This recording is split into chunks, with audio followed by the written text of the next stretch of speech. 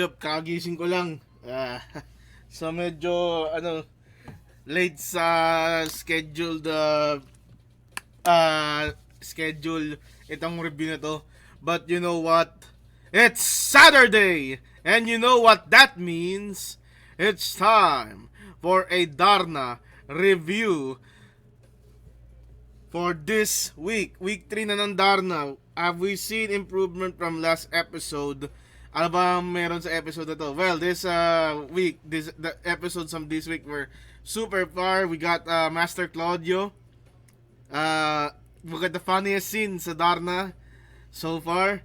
And we got the reveal of Medusa or Valentina here. So, iyon yung i-review natin ngayon. But before that, we will take a pause and remind everyone to like and subscribe to the channel as we will do this in under 30 seconds. Moment of silence first. So, yeah. Ayan. Ayan na natin yung mga viewers na mag-like at subscribe sa channel na to para sa inyong for more Darna reviews. Later, may review tayo ng Wag Mong Agawin Ang Akin. Excited na ako para i-review yung episode 6 mamaya. And also Clash of the Castle WWE All Out Worlds Collide will be reviewed on reviews on Monday. Okay, tapos na ang 30 minutes of silence natin. Let's go back. Let's put the music on. Ayan. So what happened during this week in Darna? Well, we go for episode 11, Darna and Ding. Last time na iwan natin na in danger si Darna and Ding under Master Claudio, who is revealed to be a shapeshifter, a Skrull. And yung main complaint ko dito, di ba, hindi distraught si Ding na yung master niya, yung parang pinush na father figure niya, isang alien. So, sabi sa Wikipedia, as the shapeshifter recounts the day he killed Lenore. So, siya yung pumatay kay Lenore. Yun yung nanay nila, di ba? Narda is left with no choice but to reveal to Ding that she is Darna. Dito na sinabi yung iconic line, Ding! Ang bato! At natagpo ni Ding. May enhanced vision ata si Ding eh. Nakita niya yung bato on the ground. At nung nakita niya, siya yung kumuha. Hindi yung ate niya, knowing that she has trained for self-defense, so, or any martial arts, kung ano may martial arts sa tinuro ni Lenore, ginamit niya para ma-distract muna si Claudio, and Ding sees the stone, hinagi siya kay Darna. We got that weird baseball catch, okay? The siblings then work together in able to beat the hostile extraterrestrial. So, yeah, they beat Master Claudio kasi nga si Darna yung si Darna nag-transform siya sa Darna sa harap ni Ding, and Master Claudio fled at nag-transform siya as a paru-paro, a butterfly. Pero bago yun, meron ditong Spider-Man moment, yung nag-shapeshift si Master Claudio to Ding. So, Darna got tested sino talaga yung tunay na Ding. Fortunately, alam ni Darna paano. That is like the easiest way to know what is a shapeshifter, as something that the real person would only know. And yun, naging paru-paro si Master Claudio, fled. He threatened General Borgo is coming, and he got eaten by a lizard. And ayun, tumawa ako doon. Lakas ang tawa ko doon. Lakas ang tawa ko doon nung kinain niya ng butiki And yeah, that was a good episode. I'm gonna be honest. Meron dito yung feel good moment yung nilipad ni Darna si Ding. Like si Superman sa si Lois Lane dun sa 70s film. It was good. Yung ko lang grape dito, yung medyo paglipad ni Darna sa kaniding, parang medyo makaluma yung style. Kasi parang sinabi ko si Lois Lane sa si Superman. I wish it could have been done, yung animation could have been done better. Pero wala daily tayo eh. So, okay, next episode, the Darna Good and Bad. Brian receives an intel about a human trafficking ring in Nueva Esperanza. So, itong human trafficking na to, ma-involve si Narda dyan mamaya. Narda takes time off from work to celebrate Berta's birthday, only to be forced to use her powers Regina's disgruntled client take matters into his own hands. So yung disgruntled client, si Mang Roger. Si Mang Roger, humingi ng tulong kay Regina. Kasi nga, attorney si Regina abogado. Sabi ni Regina, the case isn't winnable, so she rejects the case. Di man lang niya trinay. And, ayun, nagalit tuloy si Mang Roger. He was, like, anong tawag doon? Goaded. He was gaslight by Regina's assistant, si Ali, into, say, take matters into his own hands. Pasabugin yung mall, and he literally done that. Yung security guards, ang bobobo, may nadulas lang kaya siya ata sa labas, kaya yung security guard tumulong, tapos pumasok na yung yung suicide bomber, si Mang Roger na may bomba. Tapos, yeah, he threatened it. And I think yung bomba na yun wouldn't even affect the mall, the slight chances. Pero, yung lore kasi, di ba, medyo mahina yung medyo substandard yung mga materyales ng gobyerno ni Ballesteros. Wala. Ayun. Also, I forgot to mention, Narda met Noah when Ding and her were walking home. And Noah is the biggest simp of all time. Ayun. So, going back to the bomber, may inatake sa puso, so Narda sa EMT help him. Buti na nagkaroon ng unawaan. Excuse me. At hinayaan ni Mang Roger si Narda na tulungan yon. And out comes Regina, who tries to negotiate with the bomber. So it works until the worst character in Darna, Eric Fructuoso, the corrupted cop, si Bad Cop, came along, threatened to shoot the man, and yeah, this is blow up. Narda find an open opportunity to transform and disarm the bomb in seconds. And yeah, another good I think that was a solid episode. Shows how fast Narda is. It also shows how fast it also circumvenes the super speed. So, di ka ba sinabi ko may super speed si Darna. So, what should happen? And I think yung approach na si Darna magpapakita lang sa dulo help justify the super speed. Kasi tama nga naman, may super speed si Darna. Sandlit lang natapos yung problema, di ba? Okay. Next episode, Darna saves the day. Darna introduces herself to the crowd into jeers, babaeng lumilipad. I don't like that nickname. That is like the most basic, most uninspiring nickname of a superhero that I can think of, babaeng lumilipad. I mean, most superheroes can fly except Batman. So, what if si Superman yung lalaking lumilipad? Putate, ang corny! Ayan. As citizens of Nueva Esperanza find renewed hope when the news of Darna's return and heroic deeds hit the headlines. Regina, on the other hand, grows frustrated as a superhero steals her spotlight. Itong Wednesday episode na to, it shows yung ayaw ni Regina sa mga extra. And this would transition over to Thursday. But along the way dito sa episode na to, pinakita yung mga good deeds si Darna, like saving a plant, yung mga ganun, sa community service si Darna.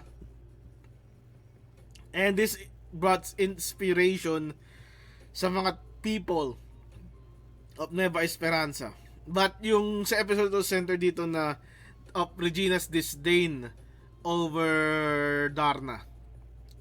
Alam nga ni Brian sino si Darna eh. And dahil doon, yeah, we know Brian, alam ni Brian sino si Darna, kaya yeah. Kasi yung tatay niya kunikwento, dalawa yung kunikwento, si Leonor sa si Darna. We were in the past the same person. Leonor is Darna's mother, and yeah, I mean Leonor is Narda's mother, and the Darna then is Leonor's alter ego. Kaya alam ni Brian ano yung pangalan nun. Okay, next episode, I think this one, the Snake Woman, Darna and Valentina. Narda met Valentina in this episode. Nag-transform si Regina because she failed to meet the Asian parent expectations na gusto ng tatay niya, and she unleashed the monster within. Nakita to ni Ali, and yeah. Paano to nakita ni Ali? So, there is another case that Regina is handling against a smuggler, at mahahatol na yung smuggler within the day. So, yung smuggler, trinay tumakas, and the smuggler got killed because Ali hired a carnapper to rig the smuggler's vehicle. Nalaman to ni Regina, and she tossed a pretty good salad. Sayang yung salad dito. And because of that, Regina transformed to Valentina. There were no explanations. We can go that to the fan theory later. So yeah. Along the way, she killed the carnapper, si Bautista, who has been chased by Brian Robles all this time. Kasi yun yung kaso na unfinished ng tatay niya. And yun, nalaman ni Narda, yung Narda was a witness to the crime. And she saw the silhouette or like a glimpse of Valentina. May mga ahas dito. One thing I like and I don't like, I got mixed reactions on it, is yung CGI na ahas ni Valentina. It's way better kaysa dun sa Victor Magtanggol ba yun? Yung CGI na ahas na dilaw. Pero it's still halata eh. Halata na CGI eh. Hindi halatang totoo eh. I wish they could have animated it better na lang. At saka yung actor na carnapper, I wish he would have acted better kasi mukhang hindi siya hirap nung pinalupot siya ng ahas eh. He was supposed to look constricted. He was not doing that.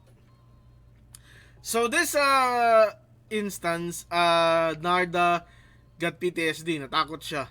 Even though she has a stone that transformed her into an invincible warrior woman from outer space, but sure, she, like I said, she doesn't know the full potential of her powers yet.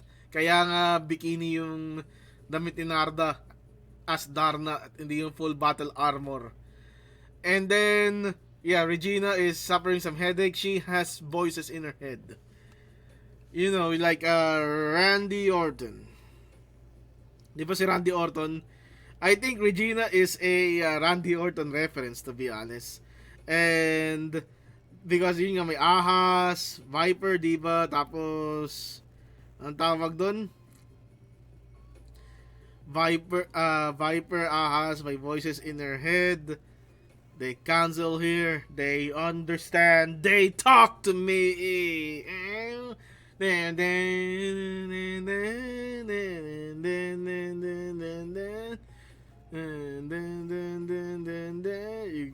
She got the rules and the religion all designed to keep them safe. But when rules are getting broken, you start questioning your faith. She has the voice that is her savior, hates to love and loves to hate. She has the voice that has the knowledge and the power to rule your fate. Yeah! Regina hears voices crying. She sees extras dying. I taste blood that's drying. She feels tension rising. Regina hear voices in her head. They cancel here. They understand. They talk to her. They talk to her. They tell her things that she will do. They show her things she'll do to us. They talk to her. Talk to her. Talk to her. Talk to her. Okay, tama na. That was cringing. Episode 15. Darna CTV. So, haunted by her encounter with Valentina kasi nga may PTSD siya. Narda sets her sights on ending the snake woman's reign of terror. So, I guess she's focused. Although, ang nangyari dito is Narda got chloroform to get kidnapped para dun sa tawag dun sa human trafficking ring. Also, dito ko nalaman na ang tatay ni Brian is played by AJ Raval. Yeah, tatay ni Brian is played by ang tatay ni Brian is played by the father of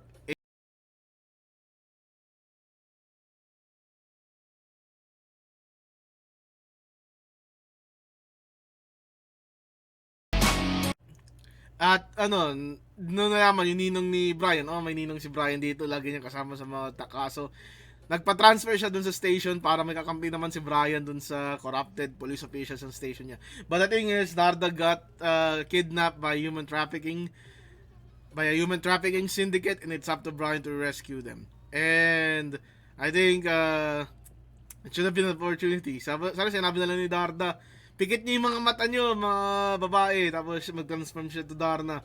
Then it would be all good. But sure, let's display Narda as a strong, independent woman. And yeah, that's like the week in review ng Darna. Week 3, way better than week 2, to be honest. And the fact na tapos na yung production deployment namin is helps the fact na meron akong feel good moment. Ang daming feel good moments sa eksena to. Ang criticism ko lang, the CGI nung ahas could have been better. And also, Valentina should stop dancing like she's in the exorcist. Now, for fan theory, paano nagkaroon ng power si Regina? I revisited yung time na kinalaban Leonor yung extra, and I presume, and napansin ko nung kinalaban ni Leonor yung extra armor, yung extraterrestrial armor, si Savitar, yung kamukha ni Savitar, may mga green gems rin na lumabas. So bago pa pasabugin yung armor para yung green gems, may mga lumabas na. It could be na yung mga lumabas na yun during the battle with Junor are the same gems that got yeeted out when it exploded, pero hindi. Ang site kasi ng nung gubat kasi, di ba? Gubat-gubat pas yung site na kung saan namatay yung Savitar armor na extraterrestrial is bundok, hindi man gubat. So, I think during the fight, may mga residual crystals or gems na kumalas sa armor na yun, and it happens to landed to Regina. Na yun, di ba na-meet ni Narda si Regina, sumasakit ulo niya. I think yun nga yun, because of that, may parang lumapag nga sa di alam ni Regina, distraught siya.